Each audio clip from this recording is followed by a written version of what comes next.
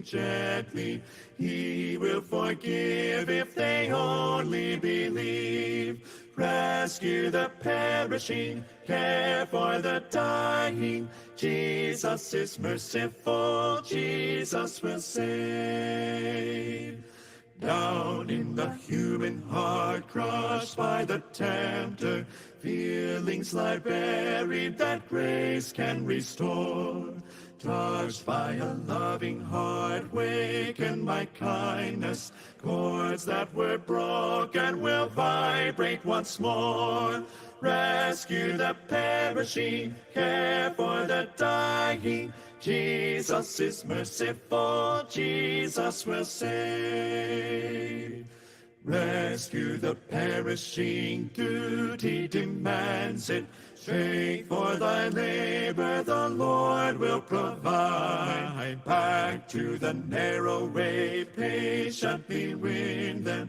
Tell the poor wanderer a Savior has died. Rescue the perishing, care for the dying. Jesus is merciful, Jesus will save. Rescue the perishing, care for the dying. Jesus is merciful, Jesus will save.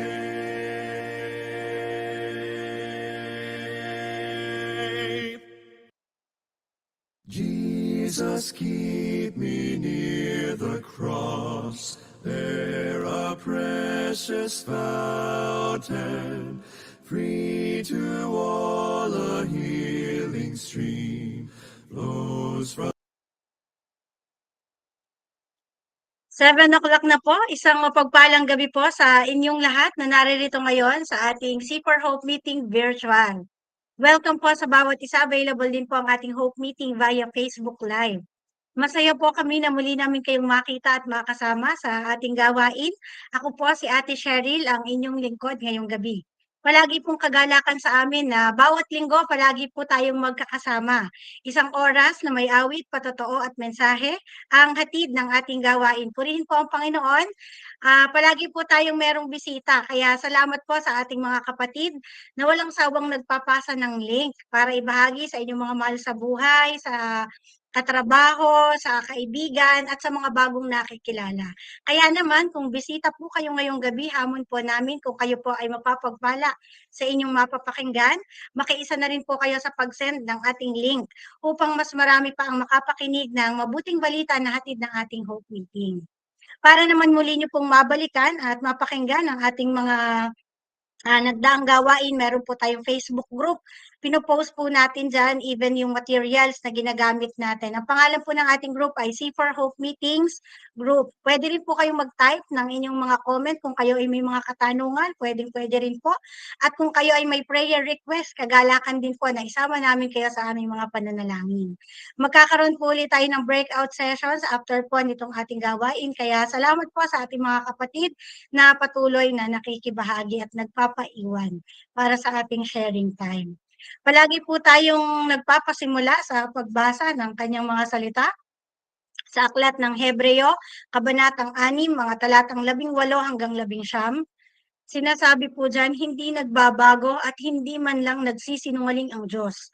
Kaya tayong nakatagpo ng kanyang kalinga ay panatag ang loob na umaasa sa mga pangako niya. Ang pag-asang ito ang siyang matibay at matatag na angkla ng ating buhay. Purihin ang Panginoon sa kanyang mga salita.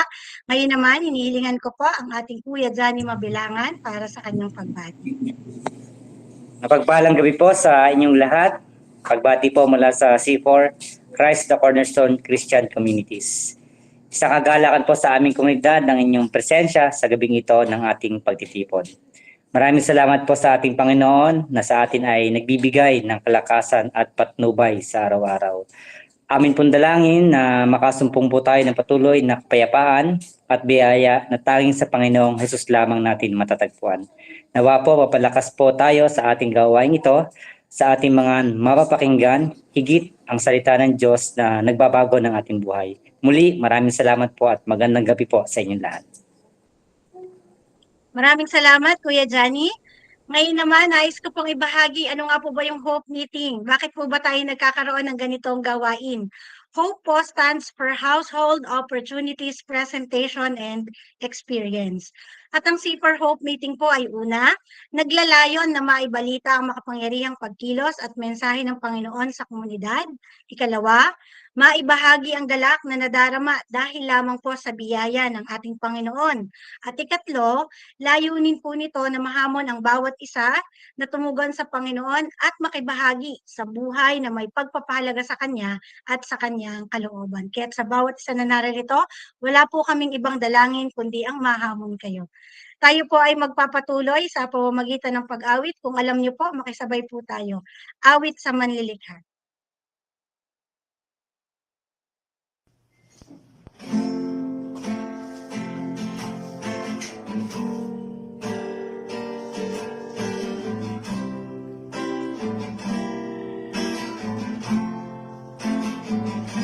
Ikaw ang may likha ng langit, maging ito lupa at tubig, ang buwan at ang bituin tumatanglaw.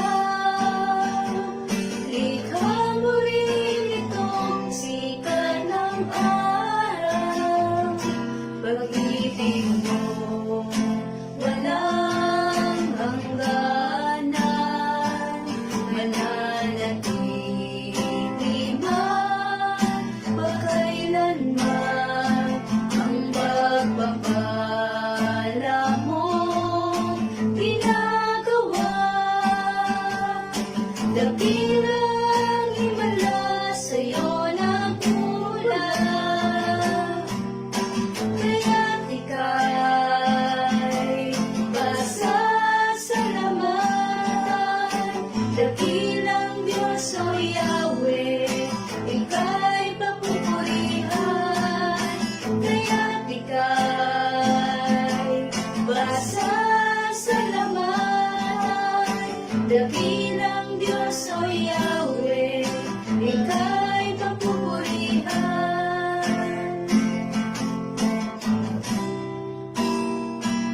Malutig man itong kaaway,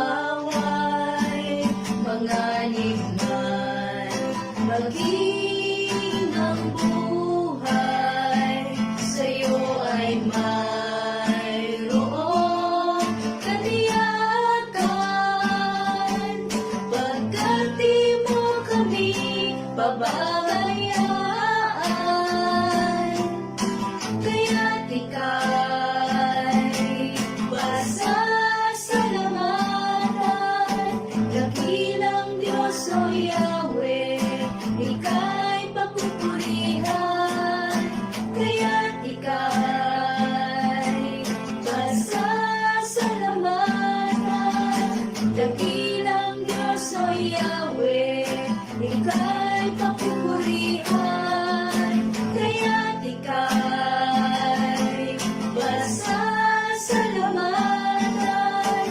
Dakilang Diyos o Yahweh, ika'y papupurihan. Kaya't ika'y pasasalamatan. Dakilang Diyos o Yahweh, ika'y papupurihan. Dakilang Diyos o Yahweh, ika'y papupurihan.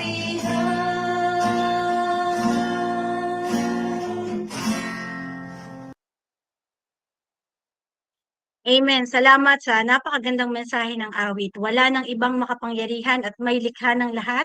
Tanging ang nag-iisang Diyos na gumagawa ng lahat ng himala. Kaya't marapat nating pasalamatan at pag-alayan ng ating mga buhay. Makakapakinig po tayo ng patotoo mula sa isang kapatid, Ate Cynthia Gonzalez, at susundan ng handog na awit ni Ate Diana Rosano. Magandang gabi po sa inyong lahat. Ako po si Cynthia Gonzalez. Asawa ko po si Ronald na kapatid ni Kuya JR Gonzalez. Una po sa lahat, ako ay napupuri na papasalamat sa Panginoon dahil binigyan niya ako ng pagkakataon na maibahagi sa inyo lahat ng aking karanasan sa buhay. Dahil po sa mapagpalang biyaya ng ating Panginoong Hesus na kahit marami akong pagkukulang sa Kanya, ay patuloy pa rin niya akong pinapalakas at pinatatatag sa anong pa pagsubok na dumating. Simula nung maliit pa po ako, kinamalatan ko na ang pagsamba sa Panginoon. Lagi po ako nakakasama ng aking ina sa kanyang pagsimba. Kaya habang ako ay lumalaki, unti-unti kong nalalaman at natututunan ang salita ng Diyos. Hanggang sa ginamit na rin ako ng Panginoon sa ministeryo sa pamamagitan ng pag-awit at pagsayaw. Marami na rin ako ng putuhan lugar upang mabahagi ng talento sa iba't ibang churches. Kaya beses talaga ako sa kabutihan ng Panginoon dahil sa mga ibinigay niyang talento sa akin. Habang ako ay lumalaki at nagdadalaga, may dumating na pagsubok sa aming pamilya. At iyon ang pagkakasakit ng aking ama. Dahil sa sakit na diabetes, kinakailangan niya magpa-dialysis. Gawa na rin ng komplikasyon sa kanyang katawan. Sa kawalan ng kakayahan na sa ganong gamutan, umasa na lang kami sa herbal medicine at pananalig sa Panginoon. Kalaunan ay talagang di na kinaya ng aking ama ang kanyang karamdaman, kaya siya ay kinuha na ni Lord. Sa kabila ng lahat ng iyon ay mas lalo kami nanalig at nagtiwala sa Panginoon dahil alam naming may mas magandang plano ang Panginoon sa aming pamilya. Sa paglipas ng panahon, lalo akong ginamit ng Panginoon sa kanyang ubasan at patuloy ako nagkaroon ng kaunawaan sa kanyang mga salita.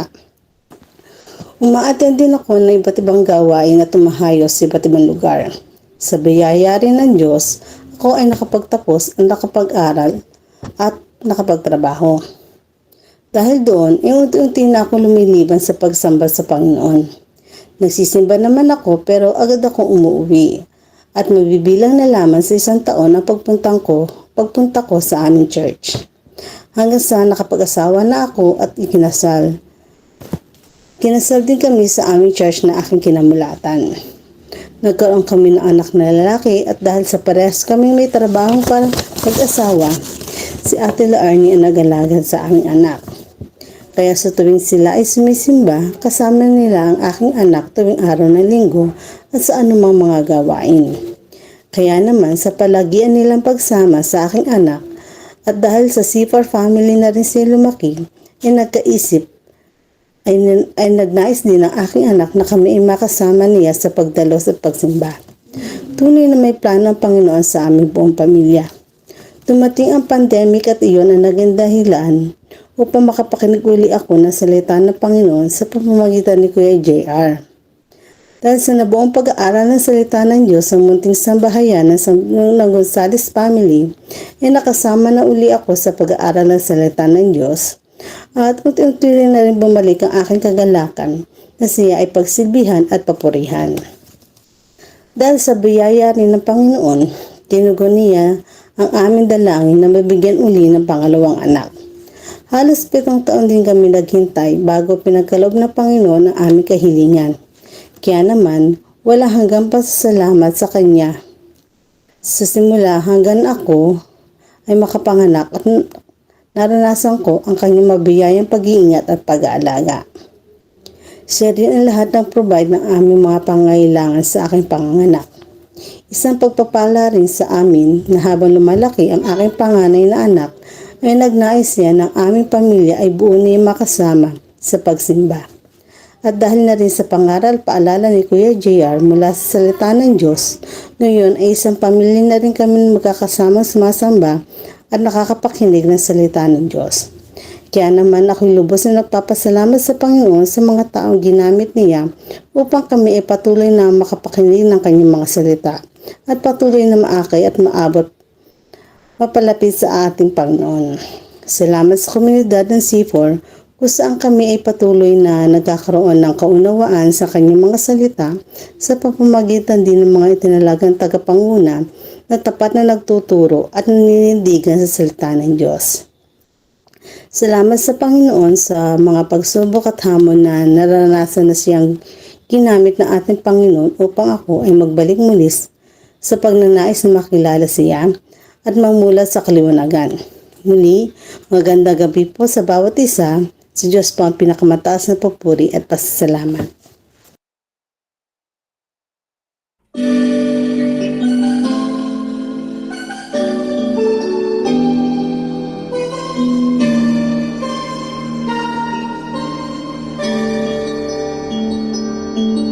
O Diyos, sa pananalangin ko, turuan mo akong manalig sa iyo. Ang puso kong ito'y linisin mo upang magamit mo ang buhay ko. O Diyos, pag-ibig mo ay hindi nagbabago.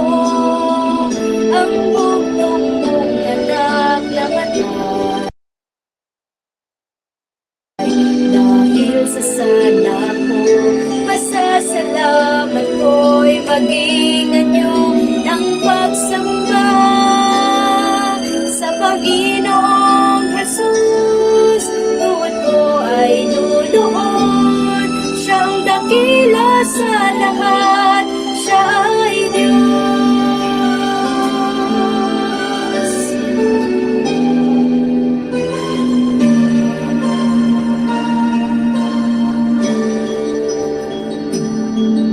O Diyos, sa pananalangin ko, turuan mo akong manalig sa iyo.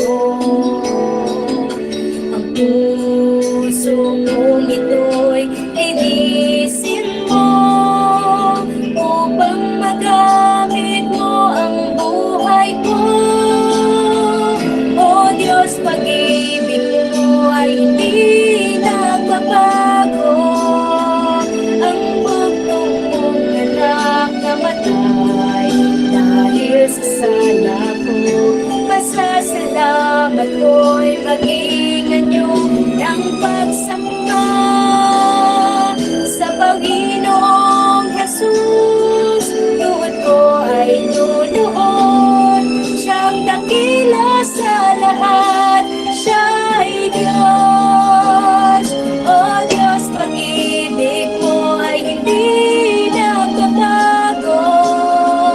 Ang bugtong mong anak na matay, dahil sa sala ko, pasasalamat ko'y maging anyo ng pagsamba sa Panginoong Jesus. Tuwad ko ay luluhod, siyang dakila sa lahat, siya ay Diyos. Pasasalamat ko'y maging anyo ng pagsamba sa Panginoong Jesus. Tuwad ko ay luluhod, siyang dakila sa lahat, siya ay Diyos.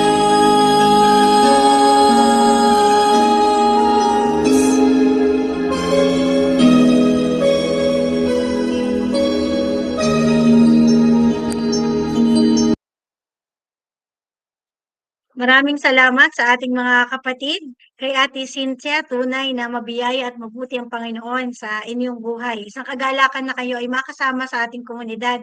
At ganoon din naman sa handog na awit ni Ate Dayan sa magandang tinig nito at mensahe. Ihanda po natin ang ating puso at isip sa pakikinig ng mensahe sa gabing ito. Ihahatid ng inyong lingkod, Brother Rex Mendoza. Wala nang higit pang dadakila kaysa sa ating Panginoong Jesus. Siya ang pag-ibig ng Diyos na ibinigay sa atin upang tayo'y tubusin sa ating mga kasalanan.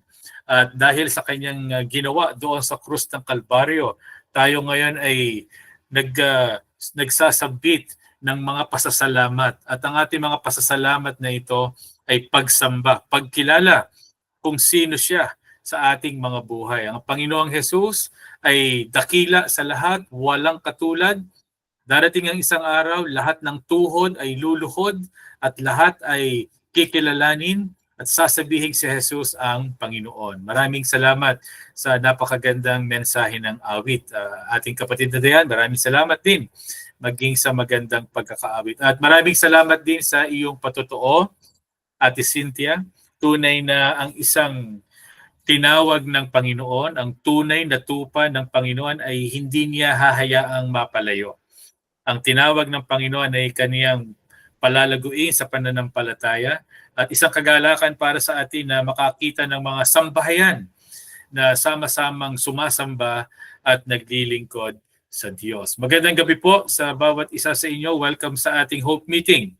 Ito po ay sa pangunguna ng ating mga kapatid sa Christ the Cornerstone Christian Communities. Kasama rin natin ang atin pong mga kapatid mula sa Emmanuel Community Connection sa Tandang Sora, Quezon City. Ganun din ang ating mga kapatid mula sa Ambulong Bible Christian Fellowship. Layunin po nito na ipahayag ang salita ng Diyos, ang pagkilos ng Diyos sa pamamagitan ng mga patotoo at maging sa mensahe ng awit at ngayon po sa kapahayagan ng kaniyang mga salita. Pero bago po yon, tayo dadako sa isang panalangin. Particularly ay ipapanalangin po natin ang atin pong mga kababayan at marami din po doon yung ating mga kapatid sa pananampalataya sa lugar po ng Cagayan, sa North Luzon, na ngayon po ay nakakaranas po ng matinding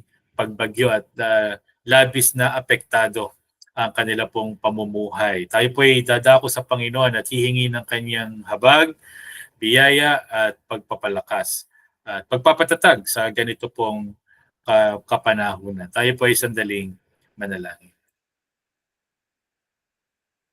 Aming Panginoon, wala pong katulad ninyo. Kayo po ay Diyos na dakila sa lahat. Kayo ay Diyos na makapangyarihan noon, ngayon, magpakailanman. Hindi po kayo nagbabago.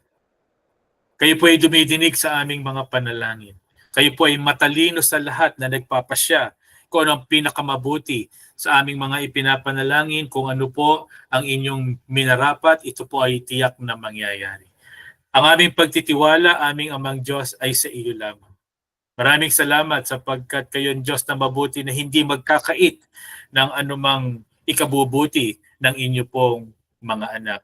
Panginoon, maraming salamat higit sa lahat sa biyayang kaligtasan na meron kami dahil sa aming Panginoong Jesucristo na namatay doon sa krus ng Kalbaryo. At maraming salamat po. Kayo ang patuloy nangangalaga sa amin sa pamamagitan ng iyong banal na spiritong gumagawang makapangyarihan. Kaya po, sa gabing ito, aming Amang Diyos, kami magkakasamang dumudulog sa inyo pong banal na presensya, magkakasamang humihiling sa pangalan ng aming Panginoong Jesus, ng inyo pong pagtulong at pagpapalakas sa amin pong mga kapatid na mayroong karamdaman. Particularly, Panginoon, ang amin pong kapatid na Ate Emily, doon po sa lugar ng Trangka, sa Santiago II, humihingi po kami ng inyong patuloy, Panginoon, na pagpapalakas sa Kanya, pagtulong sa Kanya.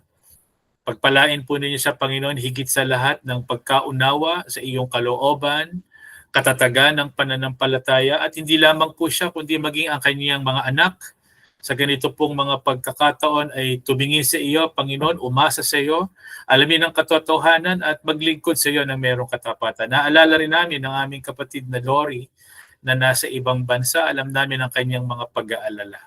Panginoon, humihingi po kami ng inyong pagtugon sa mga pangangailangan, probisyon para sa mga isinasagawa pong gamutan kay Ate Emily. Ganon din po aming idinudulog ang iba pa naming mga kapatid, particularly po, Panginoon, yun po mga bata na meron po ubo, sipon, lagnat, at meron din po, Panginoon, mga kumakalat na mga karamdaman sa balat, Panginoon. Humihingi po kami ng pagpapagaling na nagmumula po sa iyo.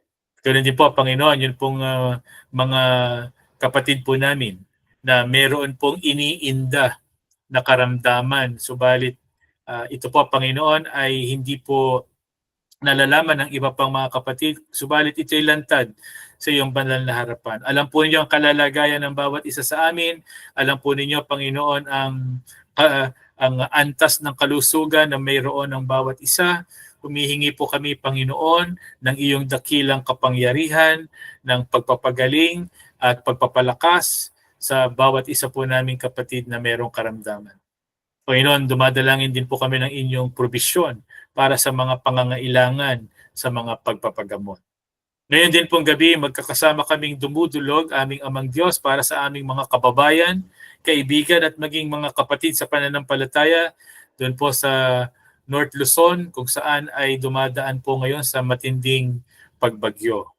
Panginoon, kami nalulungkot sa aming mga nababalitaan at nakikita mula sa mga videos na sinasapit ng aming mga kababayan at mga kaibigan. Panginoon, maraming salamat sapagkat kayo ang Diyos na magbibigay ng katatagan, kayo po ang magbabangon, kayo po ang magkakaloob ng mga pangangailangan. Dalangin namin patuloy na kapakumbabaan sa bawat isa na tumawag sa iyo.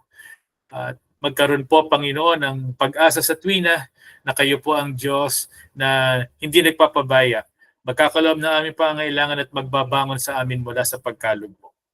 Idinadalangin din po namin ang kahandaan maging sa isa pang papasok na bagyo, Panginoon. Di namin alam kung kami po dito sa South Luzon ay makakaranas po ng pagbagyong ito. Gayunpaman, ang amin pong pagtitiwala ay sa iyo lamang. Dumadalangin po kami ng kapayapaan, kapanatagan sa katotohanan kayo yung aming Ama na hindi nagpapabaya. Salamat po, Panginoon, maging sa pagkakataong ito na kami po ay mag-aaral ng inyong mga salita. Hiling namin ang inyong pagsama sa amin, Panginoon. Pagkila sa amin po mga buhay, tulungan kami na tumugon ng naaayon sa hinihingi ng inyong banal na salita. Ito po ang aming dalangin sa pangalan ng aming Panginoong Jesus.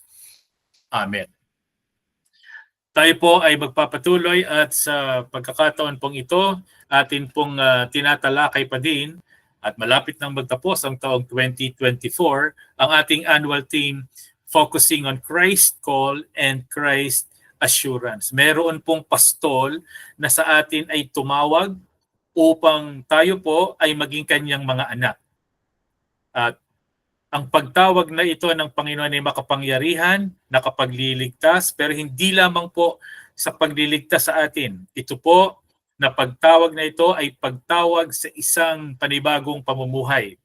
Meron din pong kapangyarihan ang biyaya na ito ng pagtawag ng Diyos upang baguhin ang ating mga buhay para sa ikabubuti. Hindi lamang po niya tayo iniligtas doon sa krus sa pamamagitan ng banal na Espiritu. Siya po ay lumukob sa atin, sumama sa atin, tayo po ay binabanal at pinatatatag sa kabila po ng ating mga kinakaharap na napakaraming hamon sa mundo po na ito. Napakabuti po ng Diyos sa atin na nagligtas at kailanman hindi tayo pinabayaan. Napakahalaga na ang atin pong pananampalataya, nakaloob din sa atin ng Diyos ay pananampalatayang nararanasan natin at ito rin po ay pananampalatayang lumalago. At ang pagpapalago po ng pananampalataya ay ayon sa salita ng Diyos.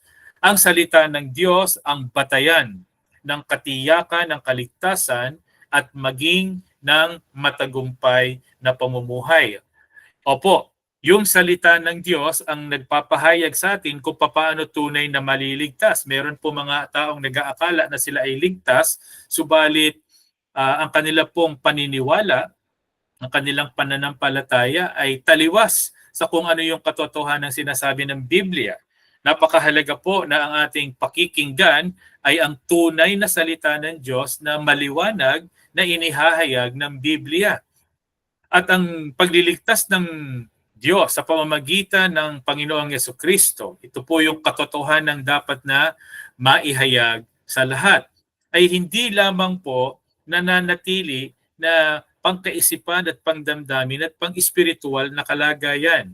Gusto po nating sabihin na ang pagliligtas po ng Diyos ay makapangyarihang bumabago sa atin para sa ikababanal. Gusto po ng Panginoon, lalo tigit tayong mga mananampalataya, ay magkaroon po ng maayos at matagumpay na pamumuhay bilang mga sumasampalataya sa Kanya. Kaya po, dapat ang ating pamumuhay dito po sa lupa kapag tayo po ay nagpapakilalang mga mananampalataya, ay yun pong pamumuhay na ayon sa sinasabi ng salita ng Diyos. Nais ko po magbigay ng isang payak na halimbawa. Pinag-aralan po natin noon ang 10 utos. At yun pong ika-4 na utos ay nagsasabi na, remember the Sabbath day by keeping it holy. Lagi mong tandaan at ilalaan para sa akin ang araw ng pamamahinga. Sa ating naging pag-aaral noon ay atin pong naidiin.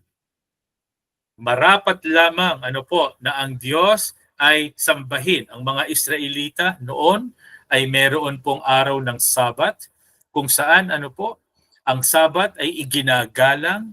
Ito po ay araw na banal. Sila'y sama-samang sumasamba sa Panginoon.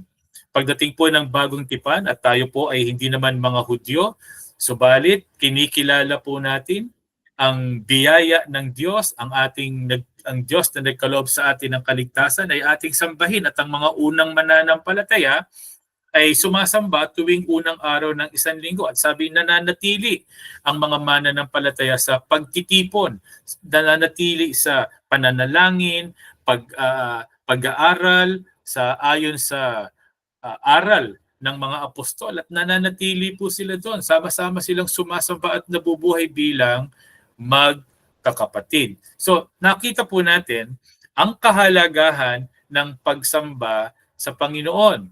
Ito po ay, sabi nga ni John Piper, ay setting apart a day of rest testifies to a self-reliant world that our work does not save or define us, but rather God does.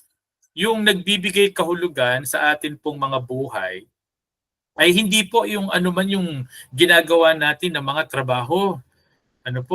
Bawat araw na ginawa po ng Diyos ay ginugugol natin upang ang atin po dapat na pagkilala doon sa Diyos na ating lumikha, at pagkilala na tayo hindi lamang pisikal, na tayo po ay merong kaluluwa, merong espiritu na dapat ay meron pong pakikiisa sa Diyos. Kaya napakahalaga po ng pagtatalaga ng isang araw na kung saan tayo po ay umuugnay sa ating Panginoon. Napag-aralan po natin na merong hinihingi ang pagsunod sa ika-4 na utos. Ano yun? Na huwag daw po nating kalimutang maglaan ng araw upang may pananabik, merong kagalakan, at pagnanais na makabuluhang sumamba sa Diyos na ating manlilikha. Hindi po natin dapat pinababayaan ang pagsamba sa Panginoon kasama ng mga kapatid.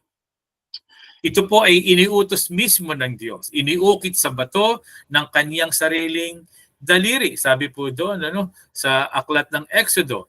At ito po ay magiging kaaliwan natin kapag naranasan po natin na ito po ay iniukit din sa atin pong mga puso ng banal na spirito. Yun pong pagpapahalaga sa Kanya.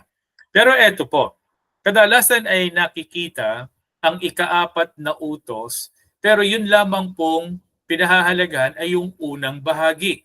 Pero meron po kasing kabuuan ang talata na napakahalaga po sa pag-aaral ng Biblia ay tinitingnang mabuti, o yun nga pong sa hermeneutics ay we observe the text fully. Sabi po dun sa Exodo, Kabanatang 20, talatang 8 hanggang 11 ay ganito.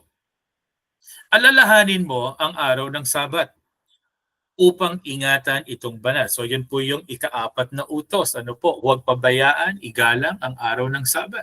Pero tingnan po ninyo yung dahilan. 6 na araw kang gagawa at iyong gagawin ang lahat ng iyong gawain. Ngunit ang ika-7 araw ay Sabat sa Panginoon mong Diyos. Sa araw na ito, huwag kang gagawa ng anumang gawain. Ikaw o ang iyong anak na lalaki, ang iyong anak na babae, ang iyong aliping lalaki, ang iyong aliping babae, ang iyong mga baka, dayuhang nasa loob ng iyong mga pintuan, sapagkat sa loob ng 6 na araw ay ginawa ng Panginoon ang langit at lupa, ang dagat at lahat ng naroon, at nagpahinga sa ika-7 araw. Kaya binasbasa ng Panginoon ang araw ng Sabat at ginawa itong banal.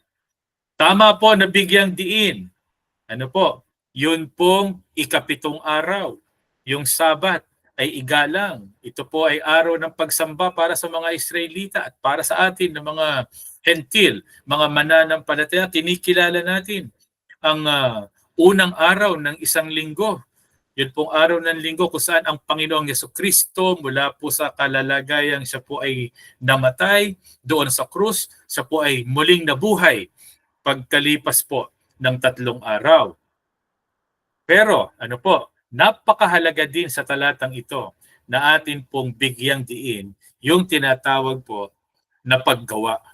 Hindi lamang ang pagsamba sa Diyos ay yun pong pagsamba kasama ng mga kapatid tuwing araw ng Sabat para sa Israel o para sa ating mga mananampalataya ay yung araw ng linggo na ating itatalaga sa Panginoon, kundi po bahagi ng pagsamba sa Diyos ay yun pong paggawa, pagtatrabaho sa loob ng 6 na araw. Sapagkat gusto po ng Panginoon na tayo ay maging produktibo. At ito po ang ating topic ngayong gabi. Worship is the proper response of all moral sentient beings to God, ascribing all honor and worth to their Creator God precisely because He is worthy, delightfully so. Yun pong pagsamba ay ang ating pinakatamang tugon sa Diyos. Tayo po na mga nagpapakumbaba at kumikilala at marurunong binigyan ng karunungan ng Diyos, yun pong ibigay natin sa Diyos ang ating pagsamba. At ito po ang nais nating bigyan diin ngayong gabi. Kung ang alam lamang natin ng pagsamba ay isang araw, ito man ay Sabat o ito man ay araw ng linggo para sa atin ng mga mananampalataya sa kapanahon ng ito. Isang araw lang o sa iba pa nga po ay 1 oras na misa o 2 oras na worship service, mababaw ang ating pagkaalam sa pagsamba. Dahil ang pagsamba o ito pong worship, ito po ay kabuuan ng ating buhay. Kaya po, kahit ang unang 6 na araw na ginugugol upang magtrabaho at gawin ang lahat ng ating concerns, dito po sa bundong ibabaw, ito po ay dapat na araw ng pagsamba. Kaya po, ang paksa ngayong gabi, ang makabibliyang paggawa. Hindi po nais ng Diyos ang mga tamad. Ang Biblia po ay mayroong malinaw na katuruan na ang paggawa, pagtatrabaho ay isa pong pagsamba sa Diyos. Hindi naiiwan ng Diyos sa loob ng mga simbahan. Siya po ay kasama natin sa lahat ng ating ginagawa. Ito man ay sa tahanan o ito man po ay sa lugar na ating pinagtatrabahuhan. Malaki man ang sweldo o maliit ang sweldo, hindi po yan ang pinag-uusapan, kundi meron tayong pagkatawag na maging produktibo at makaambag para sa ating mga kasama. Makatulong sa isang maayos na pamumuhay. Ano po ba yung ibig sabihin ng biblical work values? It is work that is characterized by excellence, diligence, integrity, and a sense of purpose. Hindi ko po alam kung paano natin tinitingnan ang pagtatrabaho. Ano po? Alam po niyo, sa ating modernong panahon ngayon, napakarami po ang tamad. Napakarami po. Hindi lamang po mga may edad na, na ayaw magtrabaho, pabigat sa kanila pong mga kasama, kundi lalo tigit mga kabataan, na lumalaki po na hindi marunong tumulong sa kalalagayan ng mga sambahayan. Kaya nga po ito'y bahagi ng pagdidisipulo. Ituwid ang isipan ng lahat at ipakita mula sa Biblia ang kalooban ng Diyos. Dahil yun pong biblical work values. Ito po ay paggawa na nailalarawan sa pamamagitan ng kahusayan sa ginagawa. Yung skill, kasipagan, integridad, at tungo sa isang tiyak at magandang layunin. Ano ba yung ibig sabihin po ng paggawa o ng trabaho? What is the definition of work? Work is anything meaningful we do that God equips us to do and can be done for His glory, for the help of our neighbor, and as a part of the foreshadowing of His kingdom. Sa Tagalog po, ang kahulugan po ng trabaho at paggawa ay ito. Ang trabaho ay anumang makabuluhang ginagawa natin na inihanda sa atin ng Diyos na gawin at magagawa para sa kanyang kaluwalhatian, para makatulong sa ating kapwa at bilang bahagi ng anino ng kanyang kaharian. So yun daw pong pagtatrabaho, anuman po.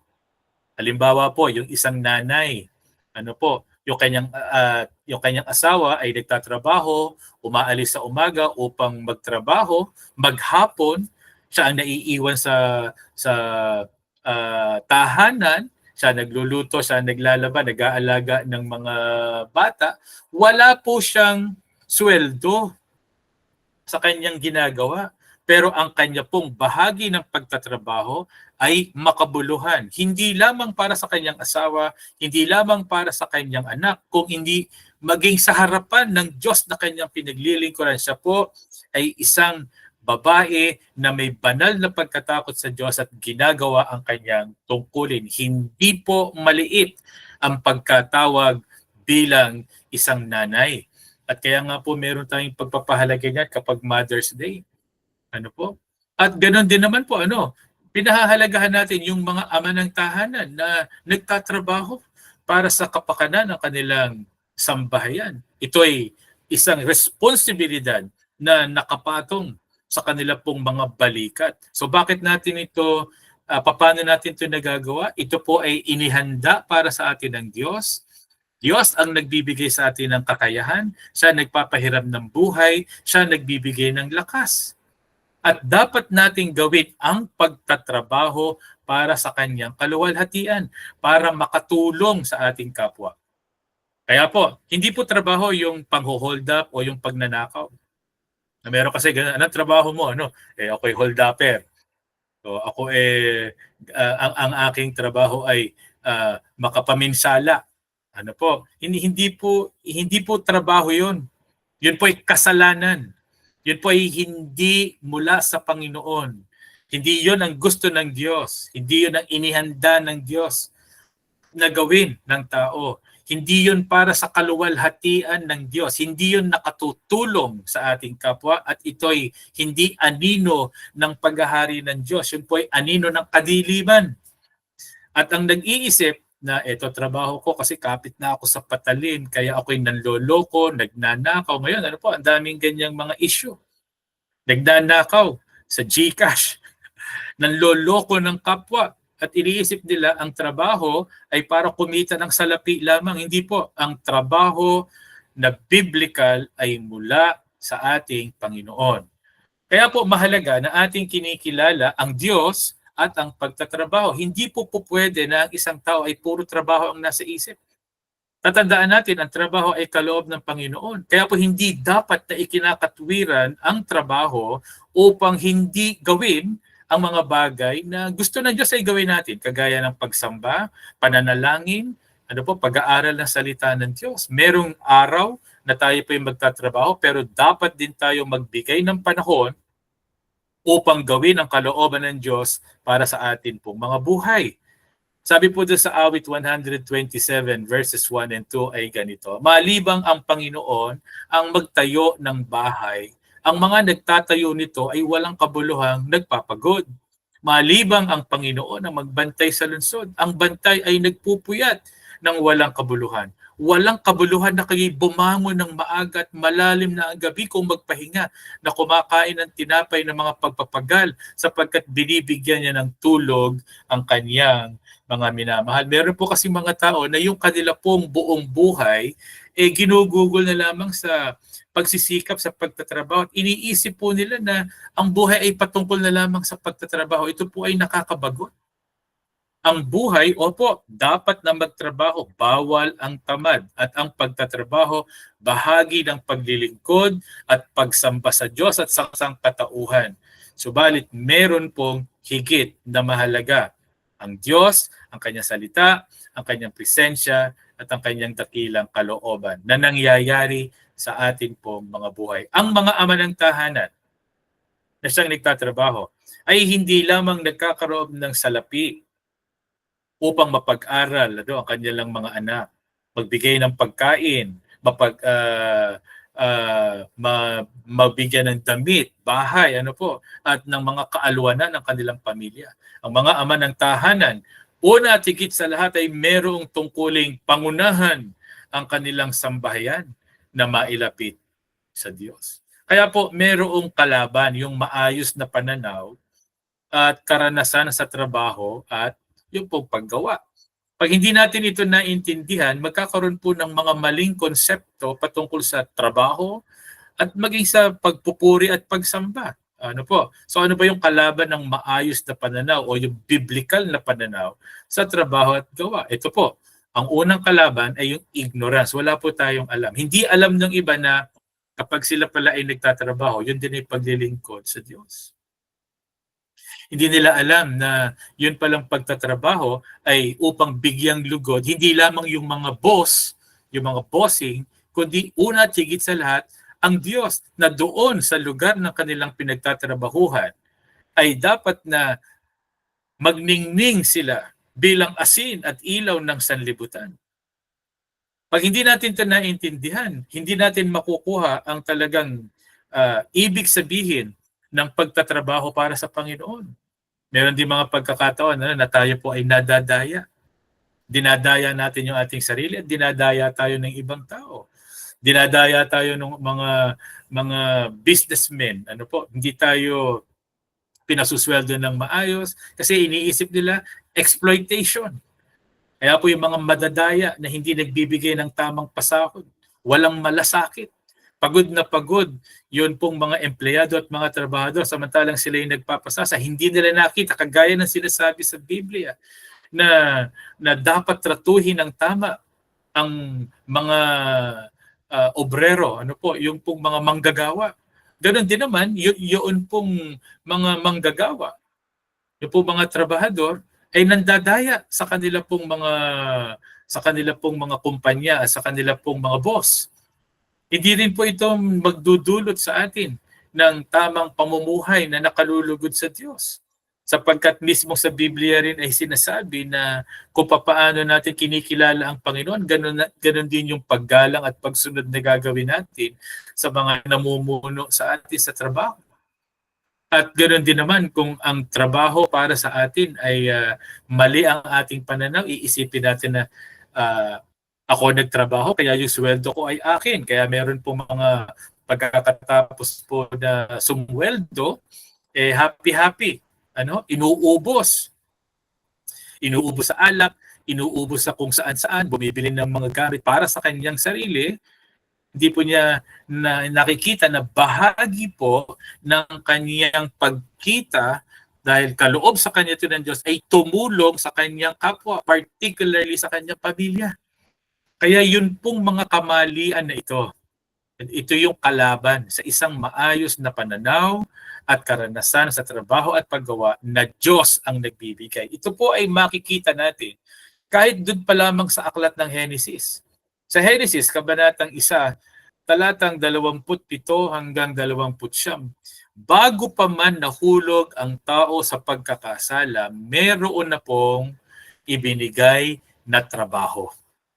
Meron nang ipinagagawa po ang Diyos. Kaya po, merong mga nagtuturo na yun daw pong trabaho dahil sa nagkasala yung tao. Kaya ngayon, nahihirapan tayo pagtatrabaho. Ang iniisip po kasi nila ay, ayan, dahil nagkasala si Adan at saka si Eva, ayun, pagpapawisan daw natin yung ating kakainin.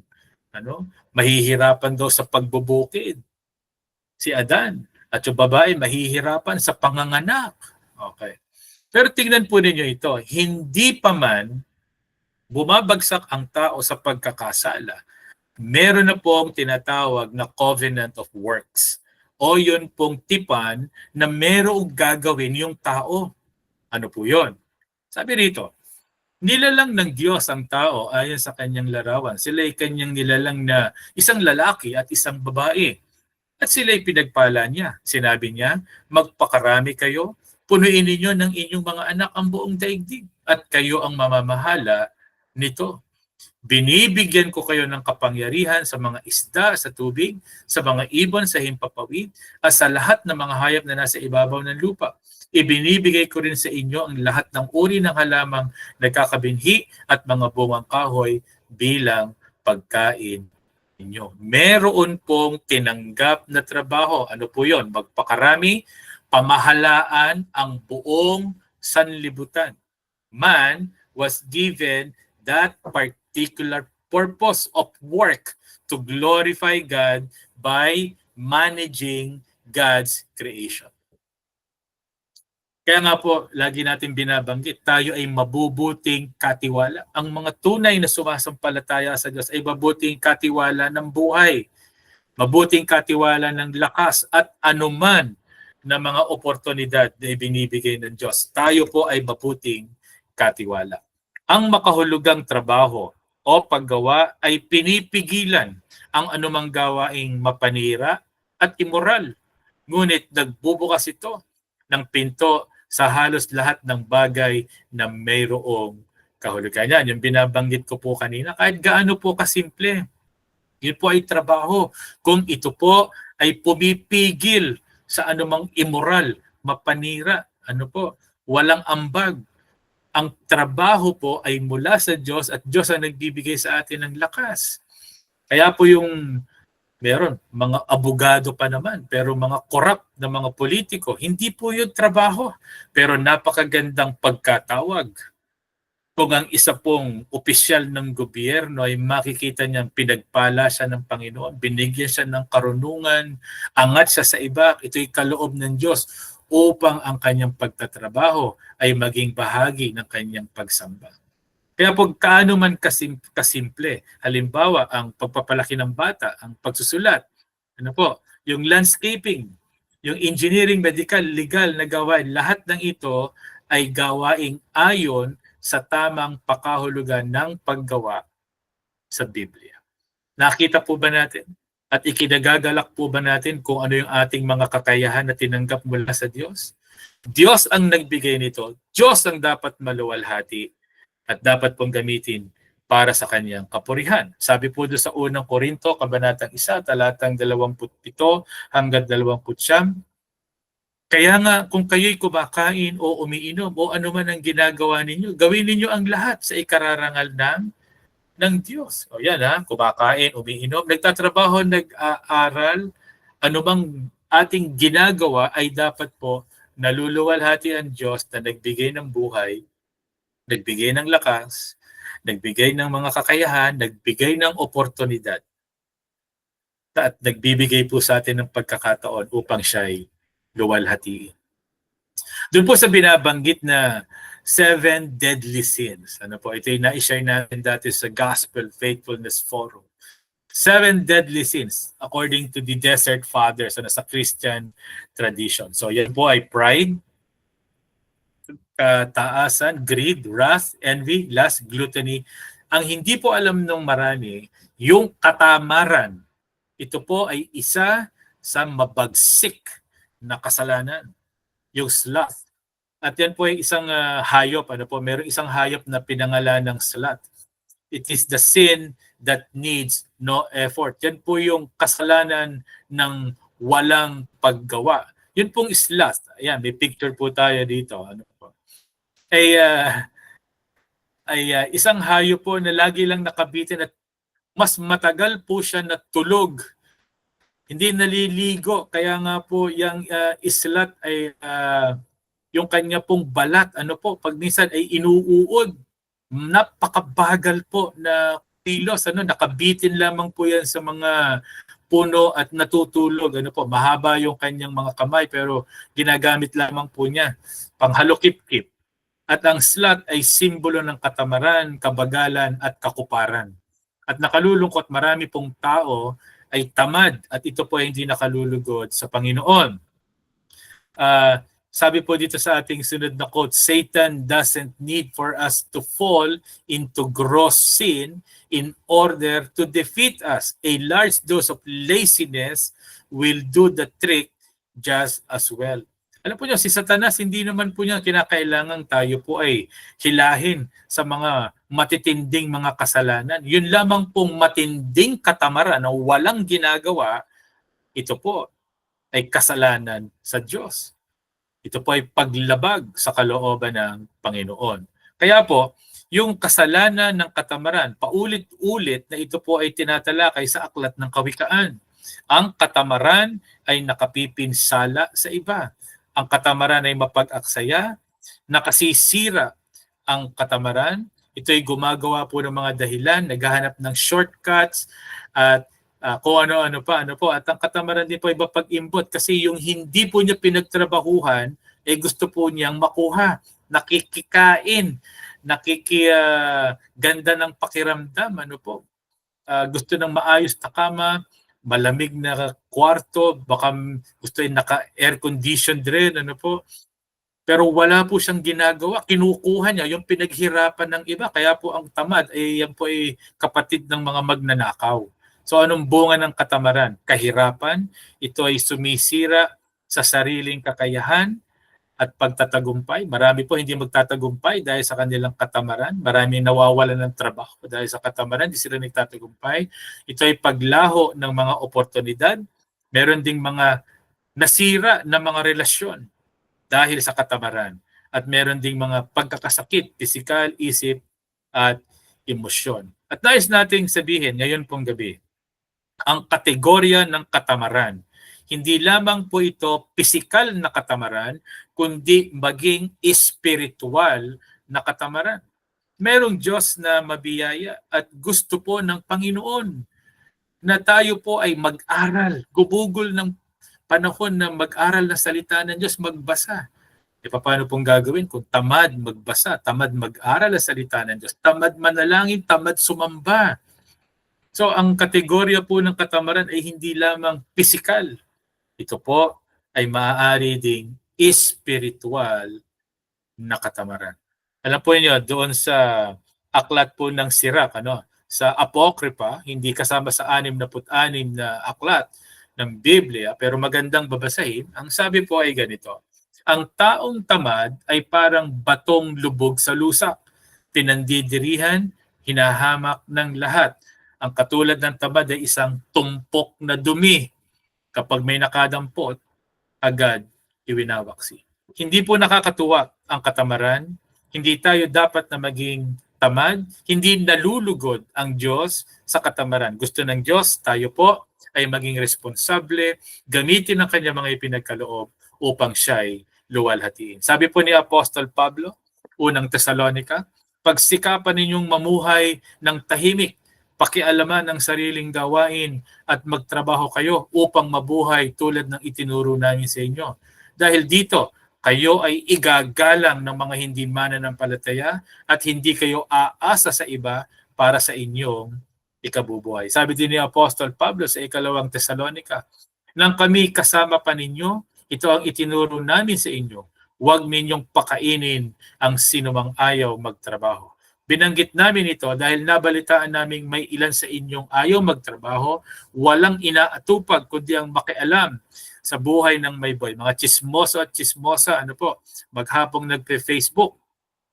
Sa pangalan ng Panginoong Jesucristo, mahigpit naming iniuutos sa mga taong ito na sila'y maghanap buhay ng maayos at huwag umasa sa iba. Nais ko po magtapos sa bahaging ito. Nais po nating sambahin ang Panginoon. Sasambahin natin ang Panginoon hindi lamang sa araw ng pagsamba o Lord's Day, kung saan ito ay kagalakan nating gawin ang walang katamaran. Pupunta tayo sa mga bahay-sambahan upang itaas at luwalhatiin ng Diyos. Subalit, bahagi ng ating pagkatawag. Pag lumabas na po tayo sa mga bahay-sambahan, tayo kikilos ng merong kasiglahan at tayo po'y magtatrabaho, gagawa upang ang Diyos ay ating papurihan. Ito po ang pagkatawag ng mga tunay na mananampalataya. Ito po ay nakalulugod sa Diyos at ito ay nakapagpapala. Huwag tayong maging katitisuran. Meron po mga walang takot sa Diyos. Puro po sila trabaho. At ang kanilang pintas sa mga mananampalataya, wala na ikang ginawa kundi kumanta, manalangin, sumimba. Pero mga tamad, pagdating sa tahanan at sa pagtatrabaho. Mga kapatid, ito ay panahon upang ipakita natin ang Diyos na nasa sa atin. Binabago ang ating mga buhay. At bahagi ng pagkilos ng banal na Espiritu ay ang kasipagan, pagtatrabaho, paggawa ayon sa dikta at tulong ng banal na Espiritong sumasa atin. Magandang gabi po sa bawat isa sa inyo. Awitin po natin ang ating tugong awit.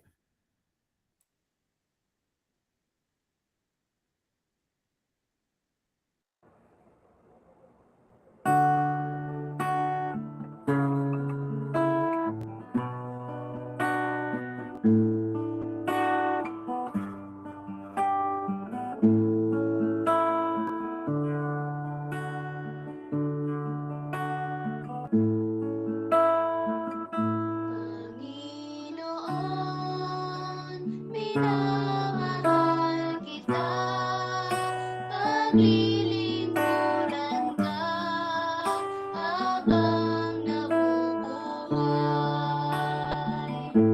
Tumasama ng mga pagsubok, alam kong sa akin ika'y susubaybay. Kaya't ako'y susunod sa'yo upang ipahayag ang iyong salita. Buhay ko man aking iaalay bilang ganti sa'yo, Panginoong Hesus. Tayo pa ipanalangin.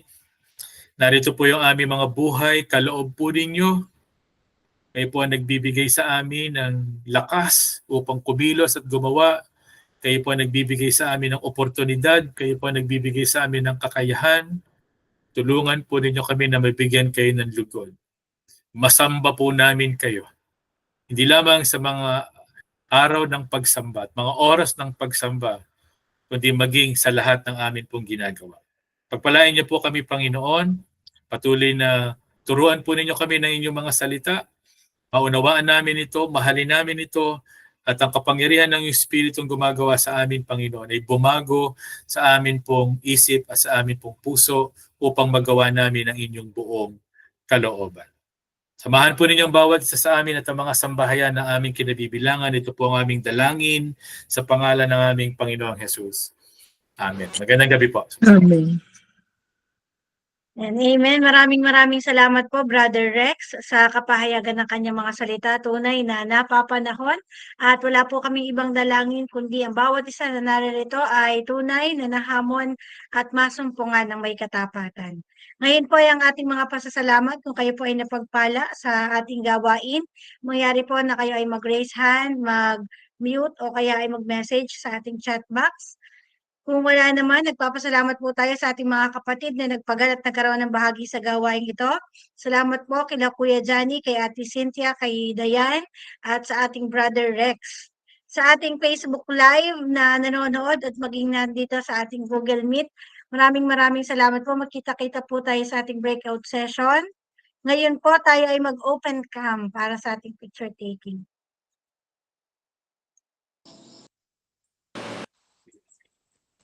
Okay, wait po natin.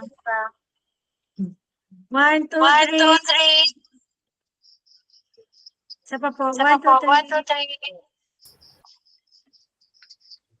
See you po sa breakout session. Salamat po sa bawat isa.